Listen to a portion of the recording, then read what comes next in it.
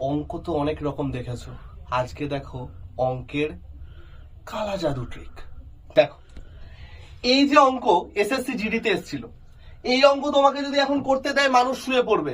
কতক্ষণে করবে ভাই এই অঙ্ক? আমরা কি করব? আমরা কি জানি যে ভাই যে কোনো পূর্ণবর্গ সংখ্যার ডিজিটাল সাম কি আসে? তোমরা বলবে স্যার যে কোনো পূর্ণবর্গ সংখ্যার ডিজিটাল সাম আপনি বলে দিয়েছেন আসে হচ্ছে 1, 4, 7 এবং 9। তাহলে দেখো এগুলোর মধ্যে ডিজিটাল সাম কোনটার 1, 4, 7, 9 এর মধ্যে আসছে? 9 কেটে গেল, 5 আর 4 এ 9, আসছে কত? 8। 9 কেটে গেল, 5 আর 4 এ 9, আসছে কত? 3। 8 2 এ 10 আর 8 এ 18 কেটে যাচ্ছে।